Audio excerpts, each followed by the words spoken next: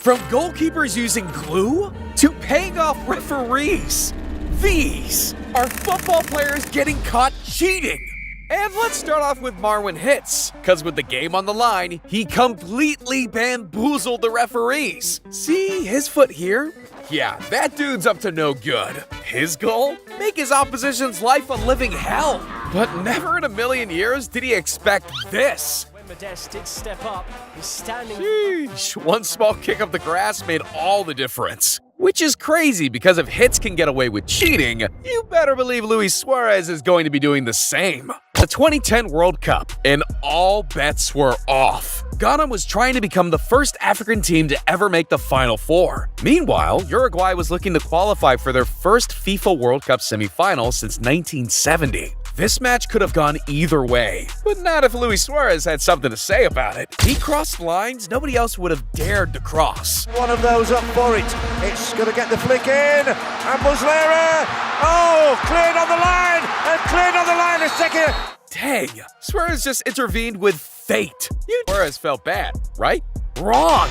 I don't say the apologize about that because I take the handball, the Ghana player miss a penalty, not me. But he's not the only one to go off the deep end, because imagine cheating with a smile on your face. See, few people enjoy cheating as much as David Luiz. With Chelsea leading Manchester United 1-0, Luiz wanted to put the nail in the coffin.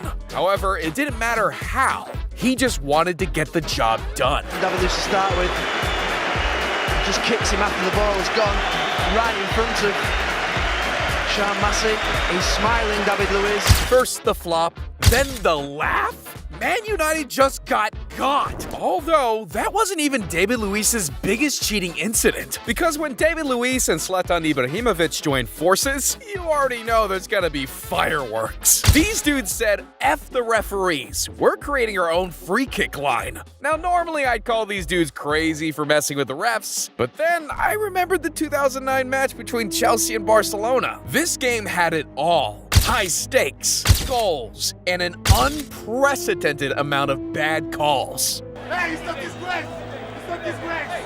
He said, this. I'm sorry. I'm sorry. See, this Champions League semi-final was skewed from the very beginning. What Chelsea didn't realize was they weren't facing Barcelona, they were facing a completely different monster. The referees. It started as a tackle in the penalty box, which was supposed to be a penalty kick. Yet somehow the refs only awarded Chelsea with a free kick.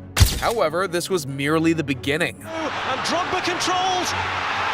He's gone down. The referee looked at his linesman and doesn't award a penalty. And if that's not a foul, then I don't know what is. But what happened next was even worse. Anelka, is that handball against Piqué? The referee says no. That's right. These refs literally missed the easiest handball call of their career. Well, actually, it was the second easiest call of their career. Because in the 90th minute, you're not going to believe what went down. In shirt as Lampard takes the corner and Cech was up there and got a head to it. Ballack has a rattle, a handball appeal, and the referee says no. Ballack confronts him angrily. I mean, it doesn't get easier than that. A clear and blatant handball in the penalty box. Chelsea should have gotten to kick the game-winning PK, but instead the refs pretended they didn't see it altogether. Either the refs got paid, or they're obsessive Barcelona fans. Because it's one thing to miss a few calls, but this is next level. Not one, but 4 potentially game-changing calls. That's straight up said, a man's character is not judged after he celebrates a victory, but by what he does when his back is against the wall. And in 2018, Sergio Ramos found himself with his back against the wall. It was a Champions League final between Ramos's Real Madrid and Mo Salah's Liverpool. It was shaping up to be an all-time classic. Both teams appeared to be evenly matched, although that was before Sergio Ramos made a highly controversial decision. UEFA Champions League. Sa. He's crying. He's out. Come on, bro. You just tried snapping Salah's arm in half. Show some respect. But respect was the last thing Sergio Ramos wanted to share. To the bathroom, I was crying in the bathroom because I want to start a game, I want to play. But in the meantime, I know that I'm not fit at all to play. But in one moment, like, disappeared, it's so difficult. It's so difficult. Ramos came into the game with one goal: win at all costs. Safe to say, injuring Mo Salah was winning at all costs. So when Ramos won the award for 2017-2018 Champions League Best Defender, the last thing he received from Salah was respect. Although this wasn't the only time Mo Salah got disrespected. In 2022, stakes were at an all-time high between Senegal and Egypt. There was only room for one of their two countries at the World Cup in Qatar. And worse yet, these teams were both equally deserving. They fought to the very end. They were deadlocked after the first 90 minutes and remained tied after extra time. This meant it would all come down to PKs. That's when one fan stepped in and pulled out his secret weapon. This time he's making sure that he is taking one. He's taking it first. Salah then against Mendy, and he's missed it. It's rare you see Mo Salah miss a PK, but missing by that much? That should have been a dead giveaway. Nevertheless, the refs ignored the laser and let the penalty kicks continue as normal. How cool and calm and collected is he? Sadio Mane sends Senegal to the World Cup. Too bad this decision altered the fate of two entire countries. It's bad enough when you have lasers pointed in your face, but wait until you hear about this next player. See this goalkeeper lying on the ground? He may look helpless, but that couldn't be any further from the case. Just a few moments earlier, he did this. Now, normally, this foul would result in a red card and instant ejection, but it's kind of hard to give a player a red card when he's dead. That's right, this goalkeeper pretended to be dead just to get out of a red card. There's just one problem. You can't play dead forever. So eventually this goalkeeper was forced to abandon his plan and accept his fate. It's crazy to think one player would risk it all to stay in the game. But it's a lot crazier when you fake your own death. His name is Robert Rojas, and in 1989, he played goalkeeper for the Chile national team. More specifically, Chile had a chance to qualify for the World Cup, but first they needed to get through Brazil in the Maracanã, win, and make the World Cup. Lose, and their World Cup dream is over. When Brazil went up 1-0, fans witnessed something unprecedented.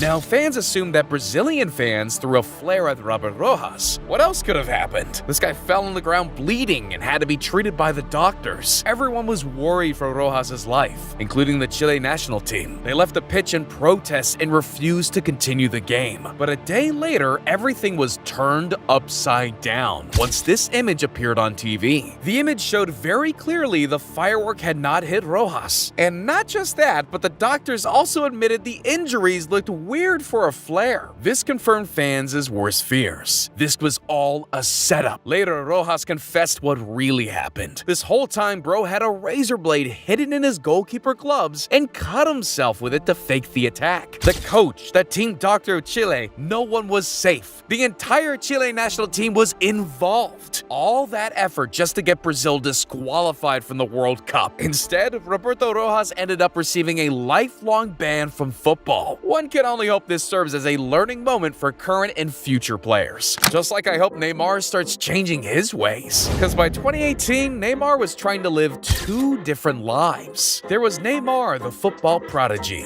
And then there was Neymar, the world-famous actor. But it wasn't until the 2018 World Cup when he pulled off his biggest acting stunt yet. Bro wasn't fooling anyone, and within minutes, this clip became an internet sensation. The memes were endless.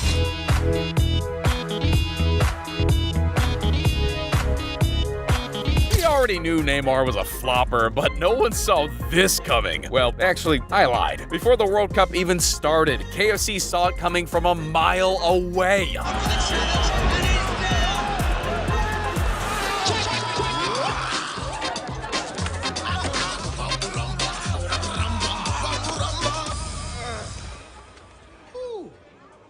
You can't make this stuff up. Who knew Neymar would draw inspiration from a KFC commercial? But the craziest part of it all, even the kids started catching on to Neymar's antics.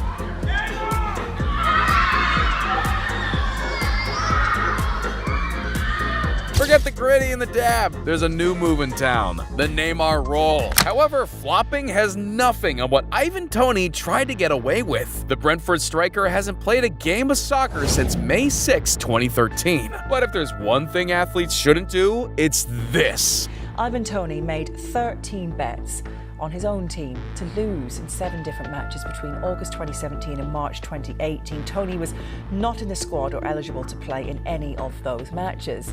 Now, psychiatry expert Dr. Philip Hopley, who was part of the investigation, said Toney had a clear history of gambling addiction. Man, this dude bet against his own team. That's how you know your team sucks. But he didn't just bet a total of 13 times. He pushed his luck time and time again. The Brentford striker Ivan Toney has been charged by the FA with misconduct in relation to alleged breaches of the FA's betting rules. It's alleged that he breached the rules 232 times. Hold up, 232 breaches? My man is a certified gambling addict. And you know, the Football Association wasn't going to let him off easy, so they suspended him for 8 whole months. But Toney wants to let the fans know this isn't who he is. He'll be back better than ever. They're painting me this certain picture like of me, which is fair enough. They can go off what they want to see, but people that know me know how I am and know what I'm about. And the fact is, like you said, majority of football teams now are sponsored by gambling companies. Yeah. So it's kind of like, weigh it up. Like if that's the rules, don't be betting. Yeah, you shouldn't be betting. But for people that need help, there should be more around that to stop them from leading towards that direction. Well, time will tell if Toney can stay away from betting on soccer games. In the meantime, he'll have to settle for the slot machine. But while Ivan Toney makes his hut, just how far is he willing to go? And it wouldn't take long to find out. Domme overtreding. En dan hebben Suarez en Bakal nog met elkaar aan de Wow, I'll be damned. Suarez puts the eat and cheat. You'd think this one experience would be enough? Who needs to taste humans when you can eat hamburgers and gourmet steaks? However, 3 years later, something crazy happened. He's sunk his teeth in there, has he? That's what it looks like, anyway. At this point, I'm starting to question whether Suarez is a human or a vampire. That question would be answered soon enough. It was the 2014 World Cup, 4 years after Suarez's handball against Ghana. And this time, he had yet another trick up his sleeve. When he headbutted him there, didn't he? Luis Suarez appeared to move his head. He might have bit him as well. Not once, not twice, but 3 times? Surely there's gotta be an explanation. Yo después que lo hice yo me di cuenta enseguida. Hacemos el gol a los minutos, creo. A los 10 minutos creo que hacemos el gol de Godín. Entro al vestuario y lo primero que hago fue hablar con mi mujer que estaba ahí con los nenes y todo. Y me preguntó qué había hecho y obviamente que yo siempre desde el principio no quería aceptar la realidad, negando, llorando todo y bueno, la verdad que fue un momento muy dolorido para mí. However, here's what fans really wanted to know. Did Suarez apologize? Of course not. He behaves in a cunning way, and FIFA allows him to do so because they need the champions to play. They don't have the courage to make the right decisions. How's my man gonna bite another player and turn the other cheek? That's when FIFA decided they've seen enough. Luis Suarez is suspended for 9 matches and banned for 4 months from any football-related activity. Even his own fans agreed a punishment was necessary. I think there has to be an exemplary punishment, and he has to be suspended for the rest of the World Cup, so no one can do this anymore. This is football. You don't bite. And if your home country is turning against you, that's how you know you've gone. Otherwise, Suarez is gonna bite your favorite player next.